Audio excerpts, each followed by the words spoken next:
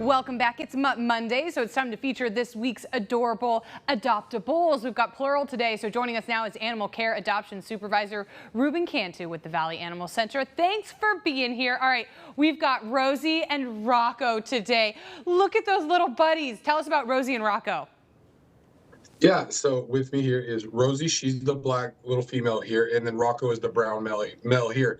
Now, they actually came to us a little over about a year and a half ago, and they were unfortunately from a hoarding situation. A lot of dogs on the property, and because of that, they got very little people interaction. And so, like, the way you see them now was not how they came into our care. They were very standoffish, very afraid of us.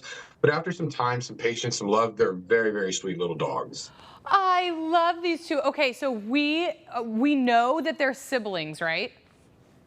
So we don't exactly know. Now, based on like their age and how similar they look to each other, best bet is brother sister. Now, is there a slight chance Rosie could be Rocco's mom, or they could be siblings from maybe a different litter? But our best guess is that they're probably brother and sister. Okay, so I have a sister, and we're inseparable for an amount of time. So are we looking for these two to be adopted together?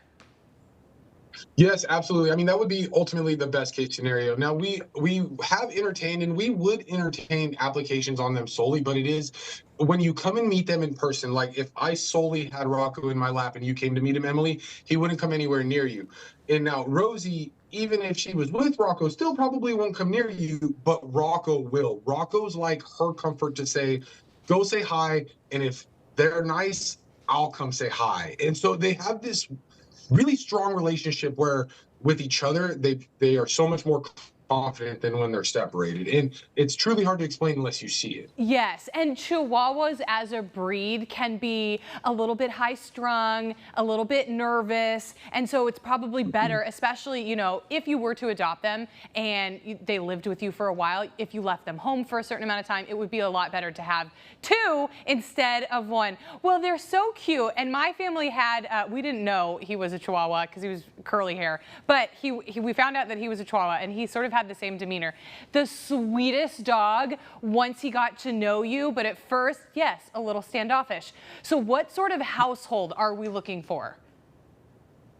You know, I definitely think they would prefer somewhat of a more quiet home. Now, I think if it's a household with a family that has, you know, older kids, like I think that toddler young range might be a little bit too loud, too active for these guys. But even a retired couple, a solo person who lives by themselves, really, like I said, the biggest thing it takes for them is just time and patience, because like they're very food motivated. You have some treats, they warm up quick, but like I said, they're not dogs that love overnight. And so it's just we need somebody that's going to give them the time that it takes to learn how to adjust to that home.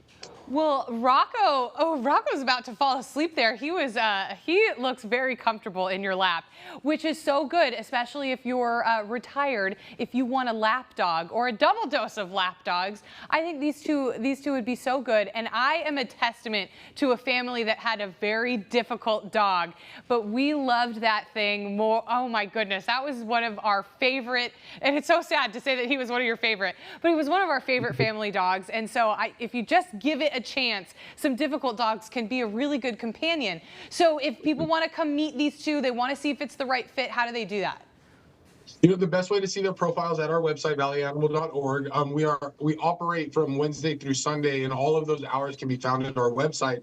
But for anybody that's interested, like I said, just come prepared for them to be very uninterested at first. But I promise if you spend time with them, the smile that you see on this dog's face right now is what you're going to see every day once you give him that chance. And so, like I said, the best way is to just give us a call, fill out the application, or come down and talk to us. Oh, look at those babies. Sweet dogs. We'll have all the information about Rosie and Rocco online. Ruben, thank you so much. Thank you, guys. All right, coming up next here, local growers and farmers are beginning to see the fruits of their labor. It's harvest season in the Valley. How Davis Equipment is supporting local ag producers on site and at a moment's notice. Next.